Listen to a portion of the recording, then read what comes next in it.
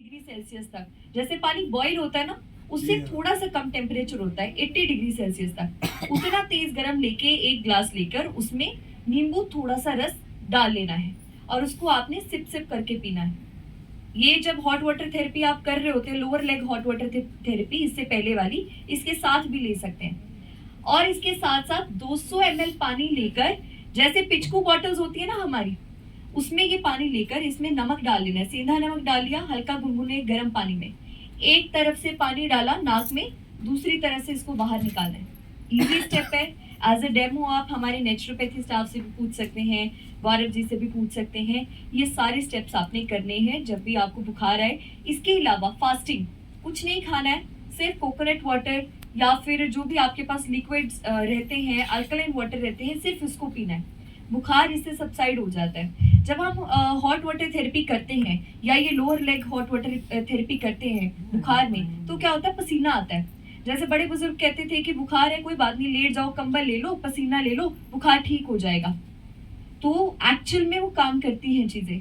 जब ये थेरेपी आप करते हैं, आपका टेम्परेचर थोड़ा सा हाई होता है, लेकिन वो पसीना आने की वजह से बॉडी को एनर्जी मिल जाती है to fight back those antibodies. जो भी आपकी बॉडी में एंटीबॉडीज बनती हैं, वो आपकी जो भी एलर्जीज आती हैं उसके अगेंस्ट लड़ती हैं, ये हीट की वजह से, और आपका जो बुखार है वो कम हो जाता है। तो ये स्टेप आपने करने हैं। ये पिक्चर यही दिखा रही है, गर्म पानी में पैर डालने हैं। ये बॉटल्स जो आपके पास रहेंगी जिससे आप इजीली पानी डाल सकते हैं, एक साइड नाक से डालना है और दूसरी तरफ से ये आना चाहिए। इसको जल नीति कहते हैं। ये आपने करना है और हॉट वाटर आपने सिप सिप करके पीना है। टेम्परेचर कितना रहना चाहिए इसका, 80 डिग्री सेल्सियस तक टेम्परेचर रहना चाहिए गर्म पानी का। नेक्स्ट हमारे पास है हाई बीपी हो जाना। सबने यहाँ पे देखा होगा कि बीपी बढ़ता है तो हम थेरेपी करवाते हैं, lower leg hot water therapy या फिर हॉट वाटर इमल्शन, नाभि तक पानी रखते हैं उसमें। तो ये दोनों थेरेपीज जो हैं वो क्या करती हैं, बीपी को बैलेंस करती हैं। मैंने आपको ऑलरेडी बताया, हमारी खून की जो नसें हैं वो खुल जाती हैं। बीपी का क्या मतलब होता है, ब्लड प्रेशर, खून का प्रेशर। जब वो बहुत प्रेशर से आता है तो बीपी हमारा, वही हमारा जो ब्लड प्रेशर जो बढ़ा हुआ रहता है, अगर वो प्रेशर रिलीज हो गया, वो प्रेशर रहा ही नहीं, वो बिल्कुल लाइट फ्लो से आपका खून जो है नसों में जा रहा है, तो आपका वो लेवल कम हो जाता है। हाई बीपी में आप कर सकते हैं lower leg hot water emulsion.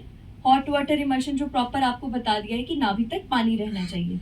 उसके अलावा सिर पर ठंडा तौलिया रख सकते हैं ताकि जब बीपी बढ़ रहा है आपका, तो आपके ब्रेन को कोई प्रॉब्लम ना करे।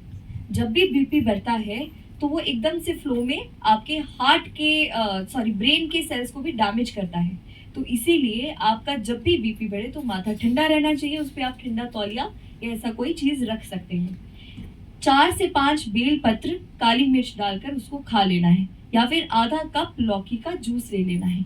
इसमें जो आपके पास जीबी पॉइंट बताया गया है, एक्यूप्रेशर पॉइंट बताया गया है, वो बिल्कुल एंड में, जहाँ पे ये बेंड है आपका, जहाँ पे ये आपका हेड बेंड होता है, यहाँ पे 2 पॉइंट्स रहते हैं। इनको कॉन्टिन्यूसली प्रेस करना है। ये लो बीपी में भी यही काम करता है, हाई बीपी में भी यही काम करता है। तो ये भी कर सकते हैं। कोई भी चीज फॉलो करने से आपका जो बीपी है वो डाउन हो जाएगा पहले से।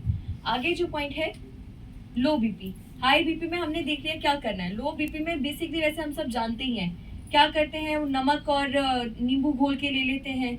नमक हमें पता है कि क्या करता है, बीपी हमारा बढ़ाता है।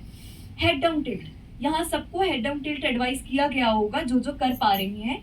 हेड डाउन टिल्ट का बहुत अच्छा मैकेनिज्म है। जब आप इस पोजीशन पे लेटते हैं, जो आपका ब्लड सर्कुलेशन है वो आपके हार्ट और ब्रेन की तरफ जाता है।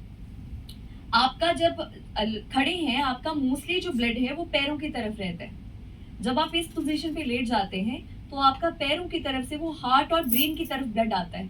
अब इसमें किडनी के लिए कैसे अच्छा है कि जो आपका हार्ट फिर पंप करता है ना उस ब्लड को, उसका फ्लो अच्छा हो जाता है।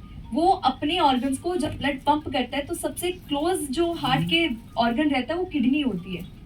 जब किडनी को अच्छे से फ्लो से ब्लड जाता है तो उसकी हीलिंग स्टार्ट हो जाती है। जब हमें कोई चोट लगती है तो उसमें क्या होता है, रेड हो जाती है वो पूरी स्किन, फिर धीरे धीरे उसका जाल बनना शुरू होता है, फिर उसके बाद हीलिंग होती है और वो जख्म बंद हो जाता है। इसीलिए जो ब्लड सर्कुलेशन हमारे किसी भी ऑर्गन को ज्यादा सप्लाई जाएगी तो उसकी हीलिंग फास्ट हो जाएगी। इसीलिए हम हेड डाउन टिल्ट एडवाइस करते हैं। ये पिक्चर में थोड़ा उल्टा बना हुआ है, हेड आप नीचे की तरफ इमेजिन करें और पैर ऊपर की तरफ, ऐसे। और लो बीपी में भी ये काम करता है, जो भी हेड डाउन टिल्ट करते होंगे उन्होंने देखा होगा कि उनका बीपी थोड़ा सा अप जाता है। तो हेड डाउन टिल्ट कर सकते हैं। जीबी पॉइंट मैंने ऑलरेडी आपको बता दिया। माथे पर चंदन का पेस्ट लगा सकते हैं, ये तो बताया ही है स्टेप कि माथा ठंडा रहना ही चाहिए। पानी, गुड़, सेंधा नमक, ये भी इजी स्टेप है, ये कर सकते हैं। नमक या नींबू ले सकते हैं। कॉफी ले सकते हैं, सिर्फ पानी में उबालकर कॉफी ले लेनी है। उबला हुआ मुनक्का ले सकते हैं, या फिर उबले हुए मुनक्के की पेस्ट बनाकर, चटनी बनाकर आप ले सकते हैं। ये थोड़ा सा गर्म रहता है और ये लो बीपी को थोड़ा सा बैलेंस कर देता है। ये बहुत इजी स्टेप्स हैं, नहीं याद रहते हैं, आपको ऐसा चार्ट प्रोवाइड किया गया होगा। पीडीएफ मिला है आपको? पीडीएफ अगर नहीं मिला है, नहीं पता है पीडीएफ कहाँ से डाउनलोड करना है, रिसेप्शन से या फिर ये गौरव जी बता देंगे आपको ये पीडीएफ कहाँ से डाउनलोड करना है। ये पूरे चार्ट का आपको पीडीएफ फोन पे मिल जाएगा। आते जाते कहीं भी इसको पढ़ें, ताकि आपको पता लगे कि इन चीज़ों को घर पे कैसे आप मैनेज खुद से कर सकते हैं। नेक्स्ट हमारे पास है मधुमेह, मतलब शुगर। शुगर चाहे कम हो चाहे अच्छी हो, दोनों ही अच्छी नहीं होती है। और शुगर एक डिजीज नहीं है, शुगर कोई बीमारी नहीं है। शुगर है हमारा मेटाबॉलिक डिसऑर्डर। ये डिसऑर्डर में आता है, ये डिजीज में नहीं आता है।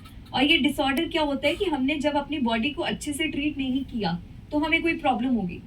जो भी डिसऑर्डर होता है वो ठीक हो सकता है, और जो डिजीज होती है उसको कहा जाता है कि वो ठीक नहीं होती है। तो जब भी किसी को शुगर है, चाहे वो हाई है चाहे वो लो है, उसको कैसे ट्रीट कर सकते हैं हम? पहले तो जो बेसिक यहाँ पे आपको सिखाया जाता है लाइफस्टाइल, क्या आपको डाइट फॉलो करनी है, क्या आपको थेरेपीज फॉलो करनी है, सुबह उठने से लेकर शाम को सोने तक का जो साइकिल है वो आपको इम्प्रूव करना है। अब वो क्यों जरूरी है? जो आपका पेनक्रियास है, जो इंसुलिन बनाता है, वो शाम को 7 बजे के बाद काम करना बंद कर देता है। और हम यूजुअली क्या करते हैं, खाना खाते हैं रात को 9 बजे 10 बजे। तो तब तक जो आपने खाना खाया है वो एज इट इज आपकी बॉडी में ग्लूकोज की तरह पड़ा है, मीठे की तरह पड़ा है। एक मुरब्बा देखा है आपने, खाया होगा मुरब्बा, वो कैसा होता है? पहले आंवला कैसा होता है, फिर उसके बाद चाशनी में वो बिल्कुल गल जाता है। तो वो चीनी जो है ना, उसका इतना इफेक्ट बुरा होता है कि वो आपके ऑर्गन्स को भी गालना शुरू कर देती है। तो इसीलिए जो शुगर है वो इतना ज्यादा बाकी ऑर्गन्स को खराब कर देती है। सभी कहते हैं कि पहले शुगर थी, फिर उसके बाद ये दिक्कत आई, फिर उसके बाद ये दिक्कत आई। अगर उसको आपने इनिशियली ठीक कर लिया है चीजों को, तो बाद में ये प्रॉब्लम्स नहीं आती हैं। तो शुगर को कैसे ठीक रखना है? अगर हाई शुगर है, lower body hot water emulsion, नाभि तक गर्म पानी में बैठने के लिए क्यों कहा जाता है?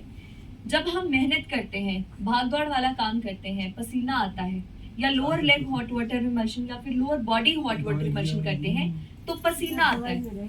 जब ये पसीना आता है, हमारी बॉडी की जो ग्लूकोज है वो यूज हो जाती है। जो भी हमने मीठा, ऐसा नहीं है कि हमारे शरीर को मीठा नहीं चाहिए, हमें ग्लूकोज चाहिए, हमारे ब्रेन को ग्लूकोज की कंटिन्यूस सप्लाई चाहिए होती है, पर वो ग्लूकोज जो है वो हेल्दी फॉर्म में होनी चाहिए। अगर आपने कोई चीज खाई है, वो आपकी बॉडी में ग्लूकोज बना रही है, वो एनर्जी बना रही है। सर थोड़ा सा इनको बोलिए कि धीरे बोले।